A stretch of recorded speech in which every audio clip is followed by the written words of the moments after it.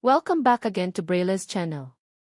Nagbabalik po tayong muli para sa latest payout updates hindi lamang ng ating social pension, maging ang pagbibigay ng 10,000 pesos at 100,000 pesos cash benefits sa lahat ng mga qualified senior beneficiaries sa iba't ibang lugar. Kung saan at kailan ang nasabing payout ay yan po ang ating ibabahagi ngayon, but before po tayo mag-start sa ating topic, kung bago ka pa lang sa aking channel, please do kindly subscribe, like, and share na din sa ating mga kaibigan, kaanak o kapwa po natin pensioners at please do share na din sa ating mga social media accounts para mas marami pa ang makaalam. With no further ado, let's begin na po sa ating topic. Breaking news.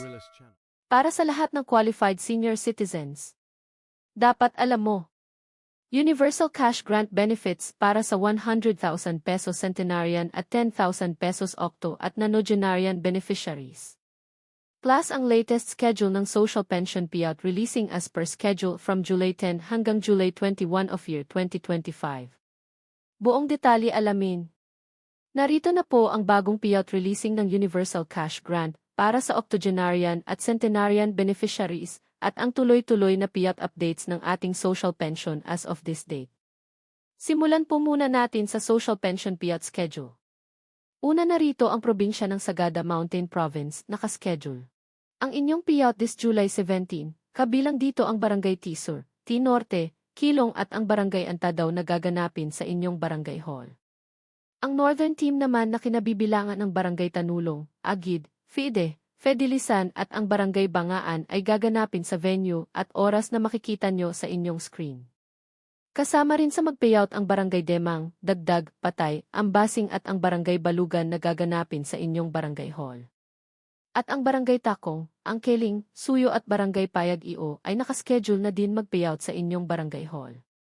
Ang next schedule ay sa probinsya ng Santa Maria Romblon. Ito ay para sa third quarter payout.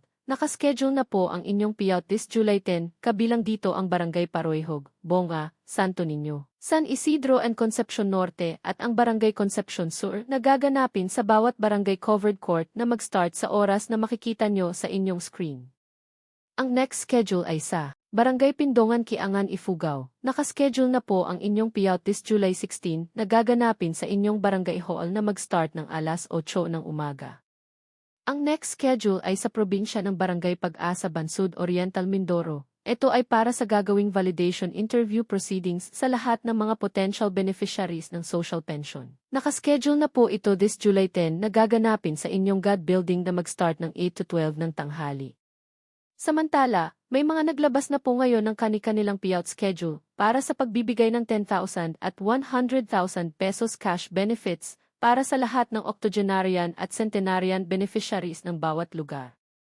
Simulan po natin sa probinsya ng Tuba, Benguet. Nakaschedule na po ang inyong payout this July 21 na gaganapin sa MSWD Municipal Hall na mag-start ng alas 9 hanggang alas 12 ng tanghali.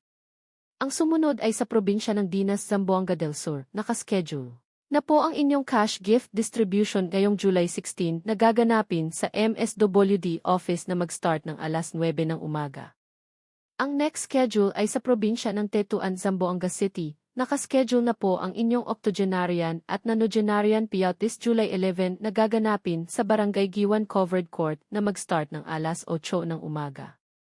At panghuli, ang Barangay Tugbungan, Santa Barbara, Zamboanga City ay nakaschedule na din mag-payout this July 11 na gaganapin sa Giwan Covered Court na mag-start ng alas 8 hanggang alas 12 ng tanghali. Ito ay para sa first batch beneficiaries ngayong taon. Paalaala lamang na ang lahat ng social pension payout po natin ay para lang muna sa mga indigent senior citizens na kabilang sa master list ng DSWD office. Hindi pa po naisa sa batas ang universal pension, hihintayin pa po natin na maisalang po ito at maaprubahan sa Kamara bago dalhing muli sa Senado. At ang lahat ng payout natin sa octogenarian at centenarian ay universal po yan sa bawat lugar na nabanggit. Ibig sabihin ay para po sa lahat ng bawat lugar na nakapag-apply na ng kanilang centenarian benefits. Para sa lahat ng naghihintay pa rin ang kanilang payout ay manatili lamang po tayong nakasubaybay sa ating everyday payout para sa mga latest updates at iba pang impormasyon na para po sa inyo. At sa mga may hinaing o reklamo sa kanilang social pension o iba pang benepisyo, ay maaari po tayong makipag-ugnayan sa ating OSCA office para sa agarang kasagutan. Marami pong salamat at God bless po sa inyong lahat.